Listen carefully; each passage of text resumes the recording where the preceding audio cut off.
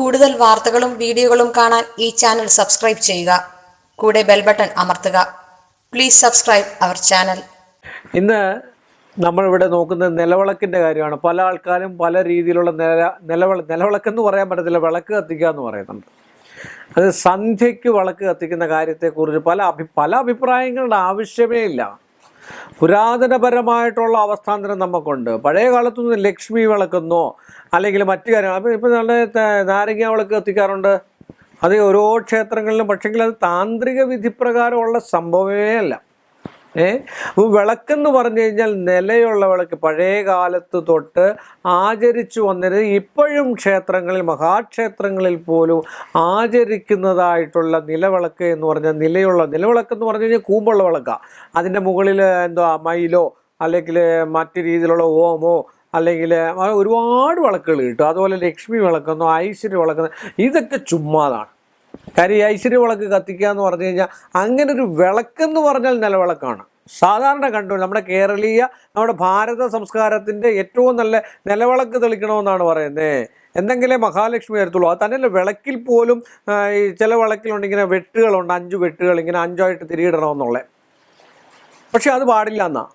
ആ 5 വെട്ടില്ലാതെ തന്നെയുള്ള വിളക്കാണ് വേണ്ടി. നല്ല സുതാര്യമായിട്ടുള്ള നല്ല വിളക്കിനകത്ത് നല്ല എള്ളെണ്ണ ഒഴിച്ച് ത്രിസന്ധ്യയ്ക്ക് നമുക്ക് 3-4 അന്നങ്ങളുണ്ടില്ലേ?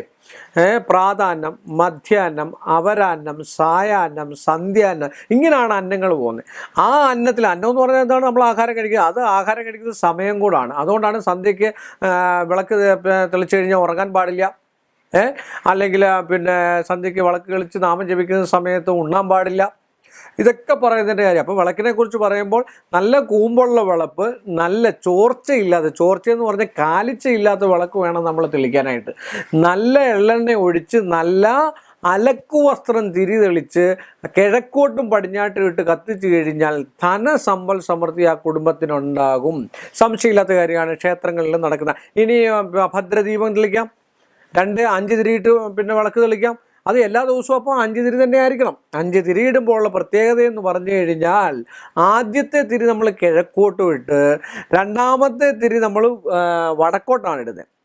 അത് കഴിഞ്ഞതിന് ശേഷം 3-ാമത്തെ തിരി തെക്ക് ഭാഗത്തൊരെണ്ണം ഇട്ടതിന് ശേഷം അങ്ങനെ പഞ്ചഭൂതാത്മകമായിട്ടുള്ള ദിക്ക് സംബന്ധമായിട്ടുള്ള വിഷയങ്ങളെ സങ്കല്പിച്ചാണ് തിരിതെളിക്കുന്നത്. 5-നും 5 സാന്നിധ്യങ്ങളെ നമ്മൾ പറയുന്നുമുണ്ട്.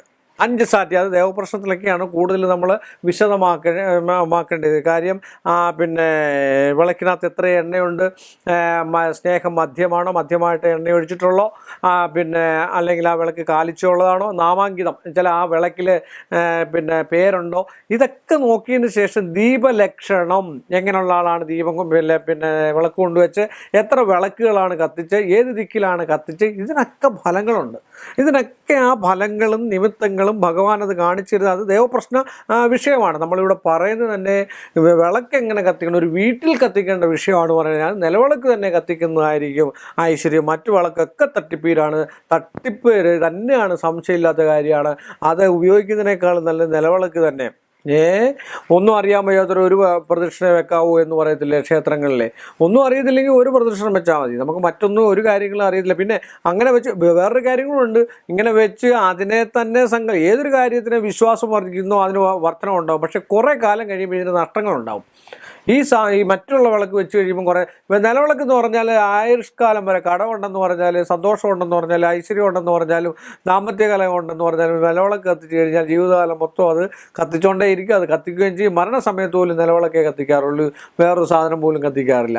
ആ നിലവിളക്ക് കത്തിച്ചതിന് ശേഷമാണ് മഞ്ഞപ്പൊടി ഇട്ടതിന് ശേഷം നമ്മൾ 4 ഭാഗത്തുമായിട്ട് എള്ളുതിരി കത്തിച്ച് നാളികേരമൊക്കെ വെക്കുന്നത്. അതുകൊണ്ട് നിലവിളക്ക് തന്നെ കത്തിക്കുക.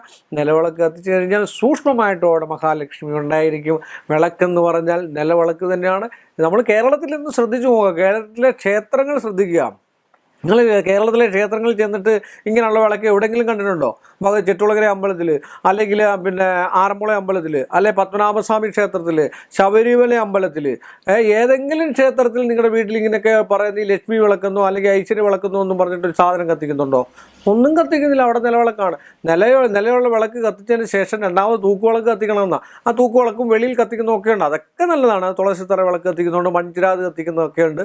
ഇതൊക്കെ പ്രാചീന ചില നേരത്തെ തന്നെ ആചാര്യന്മാർ പറഞ്ഞു വെച്ചിരിക്കുന്ന വിഷയത്തെ ഇപ്പോൾ അത് വളച്ചൊടിച്ചിട്ട് ഒരു രീതിയിൽ ബിസിനസ് രീതിയിലാക്കിയിരിക്കുകയാണ്. അതുകൊണ്ട് നിലവിളക്ക് തന്നെ വീട്ടിൽ കത്തിക്കുക എന്ന് പറയുന്നതായിരിക്കും ഞാൻ പറഞ്ഞിട്ട് ഉത്തമം. താന്ത്രിക വിധി അത് തന്നെയാണ്. അത് കത്തിച്ച് കഴിഞ്ഞാൽ ആ കുടുംബത്തിൽ ഐശ്വര്യവും സമ്പൽ സമൃദ്ധിയും നല്ല രീതിയിലുള്ള പോസിറ്റീവ് വരാൻ, അത് എള്ളെണ്ണ ഒഴിച്ച് ത്രിസന്ധിക്ക് കഴിച്ചാൽ അടുത്തുള്ള രോഗദുരിതങ്ങൾ പോലും അടുക്കത്തില്ല. അതുപോലെ മന്ത്രജപം കൂടെ, മന്ത്രജപം എന്ന് വെച്ചാൽ തപസ് എന്ന് പറഞ്ഞു കഴിഞ്ഞാൽ നാമജപം കൂടെ ഉണ്ടെങ്കിൽ ഇപ്പോഴത്തെ ഏറ്റവും നല്ല മന്ത്രം എന്ന് പറഞ്ഞു കഴിഞ്ഞാൽ നാമജപമാണ്. ഈ കലിയുഗത്തിൽ ഏറ്റവും ഹരേ രാമ രാമ രാമ ഹരേ ഹരേ, ഹരേ കൃഷ്ണ കൃഷ്ണ കൃഷ്ണ ഹരേ എന്ന്. അത് ഒന്നും തിരിച്ചും മറിഞ്ഞും ചെല്ലാതെ ഓം നമോ ഭഗവതി എന്നും പറഞ്ഞിട്ട് അങ്ങോട്ട് ചൊല്ലുകയാണെങ്കിൽ, രാമരാമ പാഹിമ ഇതൊക്കെ ചൊല്ലുകയാണെങ്കിൽ അക്ഷരങ്ങൾക്ക് ശക്തിയുള്ളതാണ്. വാൽമീകത്തിൽ നിന്ന് പറയുന്ന വാൽമീകി പോലും